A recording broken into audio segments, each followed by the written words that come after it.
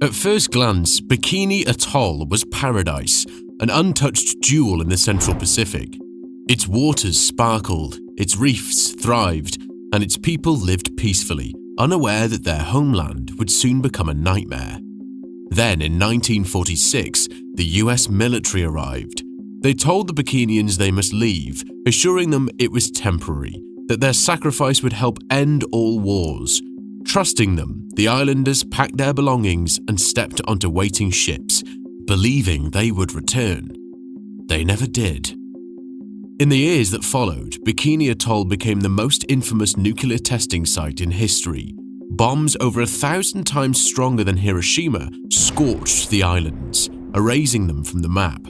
The sky turned black, the ocean boiled, and radioactive fallout poisoned the very ground the Bikinians once called home.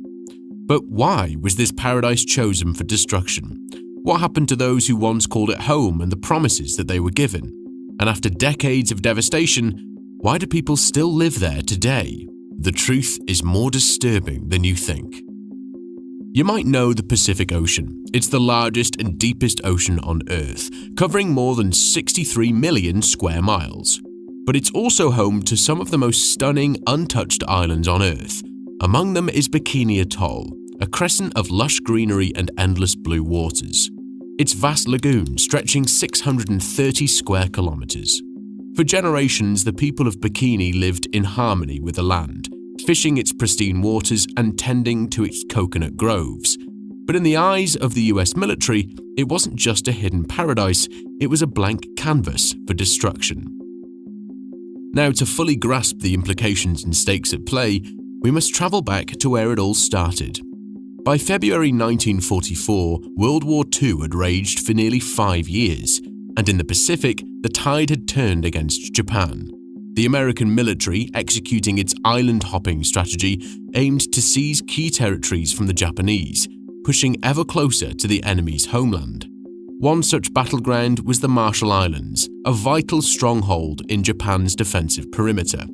The battle for the Kwajalein Atoll was brutal.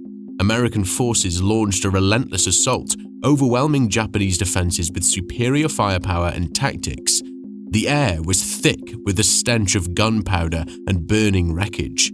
For days, Japanese soldiers fought to the death, but in the end, the island fell.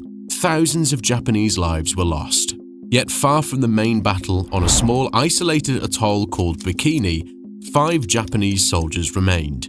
Cut off from their command, they had no reinforcements, no way to retreat, and no hope of victory. They huddled in a covered foxhole, their uniforms stiff with sweat and grime. They could hear distant gunfire, then silence. Had their comrades all fallen? Had the Americans won? One of them clutched a single grenade, the last weapon they had. They had been trained to believe that surrender was dishonor, worse than death itself. The Americans would capture them, interrogate them, perhaps even humiliate them. No, they would not be taken. A nod, a whispered prayer, a hand pulling the pin.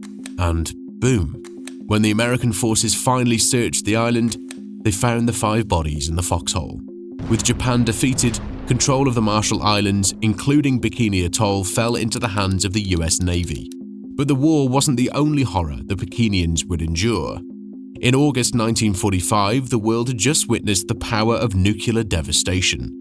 The atomic bombs dropped on Hiroshima and Nagasaki had turned cities to ash, vaporized entire blocks, and left hundreds of thousands writhing in agony.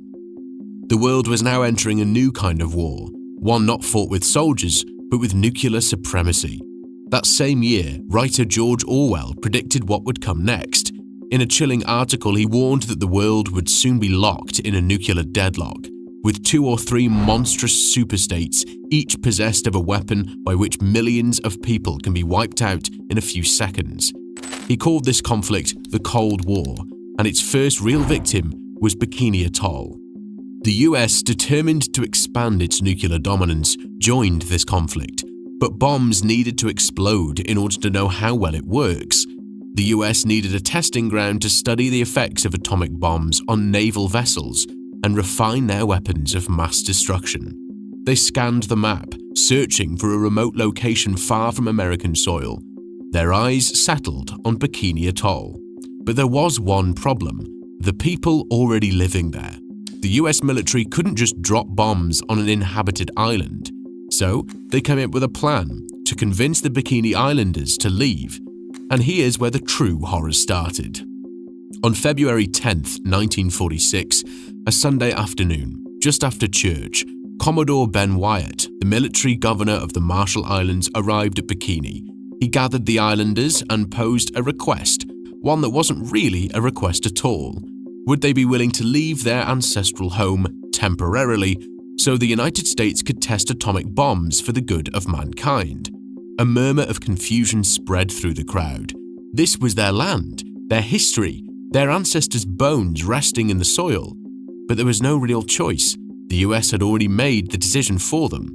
The island's leader, deeply troubled but powerless, finally spoke. "We will go, believing that everything is in the hands of God." He was wrong. What happened next had nothing to do with God. It was the brutal, calculated work of the US government. And as the Bikinians prepared for their forced exodus, the US military was already making its own preparations. 242 naval ships, 156 aircraft, 25,000 radiation recording devices, and 5,400 test animals, rats, goats, and pigs, were shipped in, all part of a massive nuclear experiment. The Bikinians had been promised a temporary relocation and a safe return home when the tests were done. Instead, they were shipped off to Rongerik Atoll, a barren rock with barely any food, no fresh water, and no hope. The US had handed them a death sentence while taking over their home. By early 1948, starvation had set in. Malnutrition, illness, and despair spread like wildfire. The islanders begged for help. Their cries were finally acknowledged, but instead of returning them home, they were moved again, this time to Kwajalein Atoll. But it wasn't home. It wasn't even close. They were housed in tents on a strip of grass beside the massive cement airstrip used by the US military. Worse than that, the once self-sufficient Bikinians now depended on US aid shipments just to survive. Under an agreement, a resettlement trust fund had been established by the US to help the Bikinians adjust to their new fate. They had gone from thriving islanders to refugees. As situations worsened, in November of 1948, after 6 months on Kwajalein Atoll, 184 Bikinians set sail once again, this time to the destination that was Kili Island. It was their third community relocation in 2 years, but even there, the suffering didn't end. For decades, they endured cramped conditions, food shortages, and the slow erosion of their culture. Then, in 1972, they received news that would change everything. The US government had declared Bikini Atoll safe for resettlement.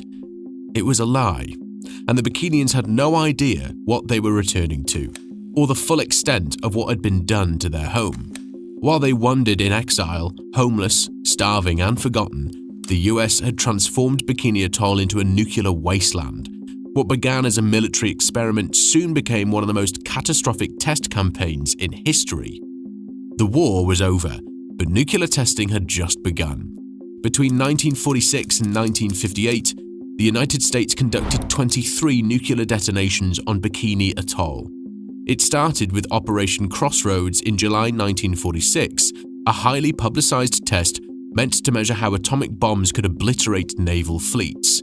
The first bomb, Able, was dropped from a B-29 bomber, missing its target, but still unleashing devastating shockwaves. The second, Baker, was far worse. Detonated underwater, it created a colossal radioactive tsunami, sinking ships and contaminating everything in sight. The explosion was so severe, recovery crews were unable to return without being exposed to deadly radiation. One ship was vaporized, 8 vessels either sank or capsized, and many other vessels suffered extensive damage. But these were just the opening acts. On March 1st, 1954, the United States unleashed the ultimate horror, a nuclear test so powerful, so unimaginably destructive, that it would irradiate not just Bikini Atoll, but the surrounding islands and beyond. This was Castle Bravo, and it would become one of the greatest nuclear disasters in human history. In January 1954, in the Northern Marshall Islands, Air Force and Army personnel arrived at Rongerik Atoll, the temporary refuge where the displaced Bikinians initially stayed. Their mission? Set up a weather station to monitor conditions for a new round of nuclear tests, Operation Castle. This series of detonations would include the largest hydrogen bomb ever tested by the United States. It was the height of the Cold War, and the US government was operating with the fear that the Russians had already detonated their own hydrogen bomb in 1952. America had to respond, and on the morning of March 1st, 1954, they did. At the break of dawn, a hydrogen bomb, codenamed Bravo, was detonated on the northwest reef of Bikini Atoll. Instantly, the sky was ripped open by a blinding flash, instantly turning the grey morning clouds into day. A fireball hotter than the surface of the sun expanded at 300 miles per hour, consuming everything in its path. Within a matter of minutes, the monstrous cloud filled with nuclear debris shot up more than 20 miles and generated winds hundreds of miles per hour. These fiery gusts blasted the surrounding islands and stripped the branches and coconuts from the trees. Even the Joint Task Force ships stationed 40 miles away were forced to seal their hatches as radiation levels spiked to alarming levels. The surrounding lagoon waters were sent high into the air by the blast. Millions of tons of irradiated debris, sand, coral, plant life were also thrown into the sky. But the true horror was only beginning. 1.5 hours later, 23 Japanese fishermen aboard the Lucky Dragon watched in confusion as gritty, white ash began to fall on them. They had no idea that this was a deadly nuclear fallout. Soon, their skin burned, nausea set in, and their hair began to fall out. One of them died from exposure. Still, they weren't the only victims. On Rongerik Atoll, 125 miles east of Bikini, 64 unsuspecting islanders watched as two suns rose that morning. 3 hours after the detonation, a white, snow-like ash began to rain from the sky, coating their land in a thick, radioactive blanket. Children played in the fallout. Their mothers watched in horror, as by nightfall, they began vomiting uncontrollably, their hair falling out in clumps, their drinking water turned a murky yellow, their skin blistered, and their island was plunged into absolute terror. There had been no warning, no evacuation, no explanation. Bravo was 1,000 times more powerful than the atomic bombs dropped on Hiroshima and Nagasaki, and its destruction far exceeded what US scientists had predicted. But this was not all there was to it. In the months that followed additional nuclear tests, Yankee and Union showered more deadly radiation across the Marshall Islands, contaminating even more inhabited atolls. On Bikini Atoll, radiation levels had soared to deadly extremes. The islands had been reduced to a toxic wasteland, their shores contaminated beyond recognition. In March 1954, following the Bravo test, the off-limit zones were expanded to include inhabited atolls, Rongerik, Utirik, Ujilang, and Likyep. The land, waters, and air were poisoned, unfit for humans, unfit for life. But this was the land the US told the Bikinians was safe to return to. And in 1972, about 100 Bikini Islanders returned to live on the atoll. But it didn't take long before the truth surfaced. Everything was still poisoned. Scientists found an 11-fold increase in the cesium-137 body burdens in all of the people living on the island, and determined that the island was not safe after all. The soil was laced with radiation, the coconut trees absorbed nuclear isotopes, and the fish carried lethal doses of contamination. The residents, now at 178, were evacuated in September 1978. They had lost their home, they had been lied to, and the promise that they were given had been shattered. In frustration, the Bikinians filed a lawsuit against the United States government, demanding justice for their stolen home, their suffering, and the generations lost to nuclear poisoning. In 1985, after years of legal battles, the US government agreed to fund a cleanup of Bikini Atoll. But by then, the damage was irreversible. The first cleanup project was completed in 1998, but radiation levels remained dangerously high. Bikini could never truly be home again. So, what does Bikini Atoll look like today? And why, despite everything, are some people still living there?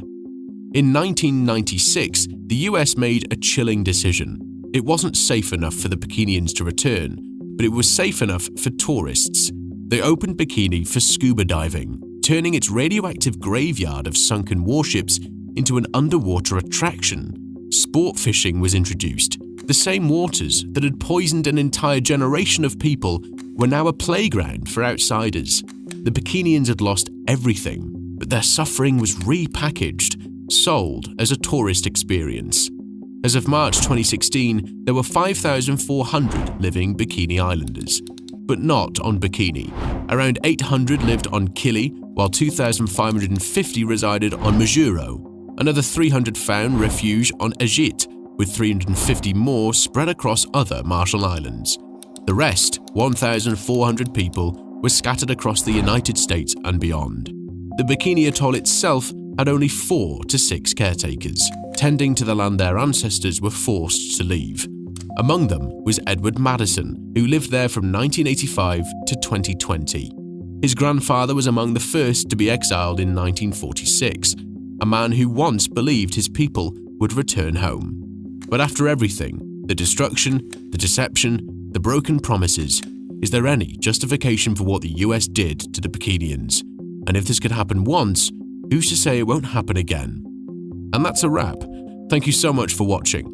If you enjoyed the video, please let me know by hitting the like button. Feel free to share your thoughts in the comments, and don't forget to subscribe so you won't miss my next video.